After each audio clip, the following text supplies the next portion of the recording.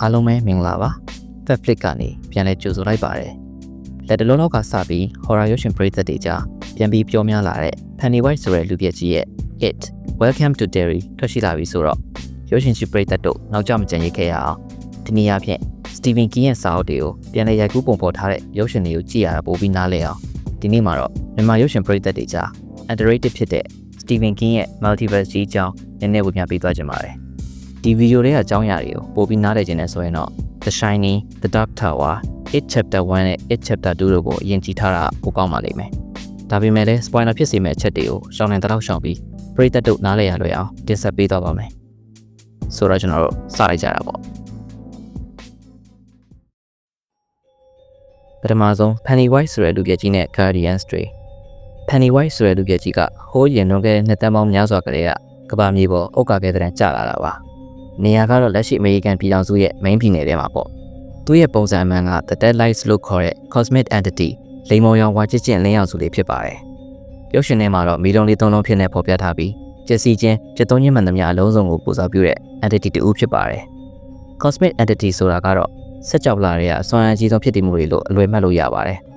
်သူ့ရဲ့ပြန်ပဲဖြစ်တဲ့ Mandarin ဆိုတဲ့လေကြီးကတော့ Multiverse ကြီးရဲ့အလဲဘိုးထောက်တိုင်ကြီးဖြစ်တဲ့ The Dark Tower ကိုဝင်းရဆောက်ရှောက်ထားတဲ့ Cosmic Guardian နေတဲ့တူဖြစ်ပါတယ်။သူကတော့ The Dead Lights ရဲ့ဆွဲကျင်ပဲဆွဲရင်ဖြစ်ပြီးဖန်တီးခြင်းနဲ့ဖြစ်တည်ခြင်းကိုကိုစားပြုပါတယ်။ The Dead Lights ကလူတွေအကြောက်တရားကိုအဓိကစားတော့ပြီးသူ့ရဲ့ဆွဲရင်ရင်းမြစ်လို့ပြောရင်လည်းမမှားပါဘူး။ Mandarin နဲ့သူကဆက်ကျင်တယ်လို့မြင်ရပေမဲ့တကယ်တမ်းတော့ဖြစ်တည်မှုတဘာဝအရကိုယ့်လို့ကိုလုံနေကြတာပါ။ The Dead Lights ကဘာပေါ်စတင်ကြောက်ရောက်လာကြတဲ့ကပုံစံမျိုးမျိုးပြောင်းလဲပြီးတက်ရှိနေတဲ့လူတွေကို6လန့်ကအမဲလိုက်ပါတယ်။အဲ့ဒီချိန်ကလူတွေကသူ့ကိုတုတ်တင်လို့ရမယ့်နီလန်းကိုရှာမရခဲ့ပေမဲ့area တစ်ခုထဲမှာပိတ်ထားလို့ရမယ့်နီလန်းကိုတော့ရှာဖွေတွေ့ရှိခဲ့ကြပါတယ်။တကယ်တမ်းတော့ပိတ်လောင်ထားတာမျိုးထက်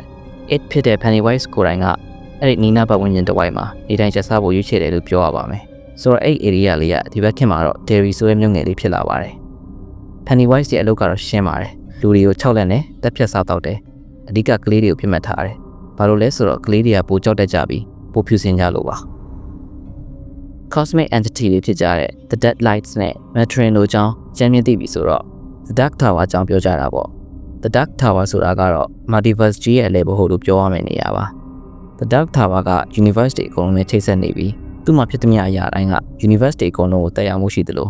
Universe တွေအကုန်လုံးမှာဖြစ်သမျှတွေကလည်းသူ့အပေါ်ပြန်လည်တက်ရောက်မှုတွေရှိနေပါတယ် The Dark Tower ကိုဖျက်ဆီးခြင်းနေကြတဲ့မကောင်းဆိုးဝါးတွေ Cosmic entity တွေအများကြီးရှိနေပါတယ်ဒီ The Dark Tower ကြီးကို support လုပ်ထားတဲ့ရောင်ခြည်တန်း6ခုရှိပြီးအဲ့ဒီရောင်ခြည်တန်း beams တွေကိုစောင့်ရှောက်တဲ့ Cosmic Guardian 12ဦးရှိပါတယ်။ဒါကတော့ The Dark Tower အကြောင်းပါ။တတိယတစ်ခုအနေနဲ့ The Shine ဆိုတာကတော့အရှင်းဆုံးပြောရရင် The Dark Tower ကြီးအနေနဲ့ကြောက်ရောက်လာရင်ဒါမှမဟုတ် Multiverse ကြီးဟန်ချက်မညီလောက်တဲ့အထိဖြစ်ရဆိုးတွေဖြစ်တော့မယ်ဆိုရင်အဲ့ဒီဖြစ်ရဆိုးတွေဖြစ်မဲ့နေရာမှာမွေးလာမဲ့လူတချို့ရဲ့ဝေးရပါလာတဲ့စိတ်ဆွမ်းရင်ပါတယောက်နဲ့တယောက် The Shine ကိုအသုံးပြုနိုင်စွမ်းမတူသလိုစွမ်းအားနည်းများပမာဏလည်းကွာပါတယ်အချို့ကမကောင်းတဲ့စွမ်းအင်ကိုအလိုလိုရှောင်နိုင်ကြပြီးမကောင်းဆိုးဝါးတွေကိုပြန်လည်တိုက်ထုတ်ဖို့နည်းလမ်းတွေကိုလည်းအလိုလိုရှာတွေ့တတ်ကြပါတယ်ဥပမာ It Chapter 1 နဲ့ 2 က The Losers Club ကကလေးတွေပါသူတို့က The Shine နဲ့တူတဲ့စိတ်စွမ်းအင်တွေရှိကြပြီးတချို့ကဝိညာဉ်တွေနဲ့ဆက်သွယ်တာတွေမကောင်းတဲ့ဝိညာဉ်တွေကိုပိတ်လောင်တာတွေစိတ်ဖက်တာတွေအတိတ်နဲ့အနာဂတ်ကိုမြင်နိုင်တာတွေအထိလုပ်နိုင်ပါတယ်ဥပမာ The Shining နဲ့က Danny နဲ့ Dick Carolan တို့လိုပေါ့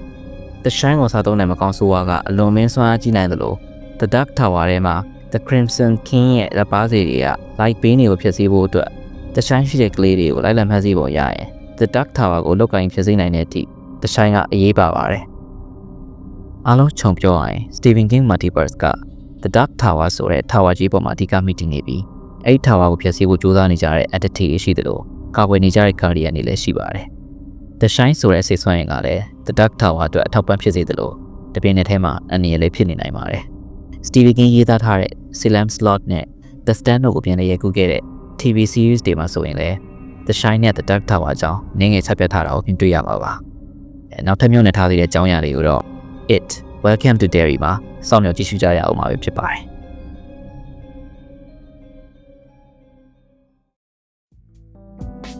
ဗီဒီယိုလေးကိုအဆုံးထိကြည့်ရှုပေးခဲ့ကြတဲ့တယောက်ချင်းစီတိုင်းကိုအထူးပဲကျေးဇူးတင်ရှိပါတယ်ကျွန်တော်တို့နောက်ပတ်တင်မှာတူညီတဲ့ရုပ်ရှင်ကြောင်းရာတစ်ဆက်ပုံနဲ့ပြန်လာခဲ့အောင်မလို့ဆက်လက်ဆောင်နဲ့ကြည့်ရှုပေးကြပါအောင်ဗျာ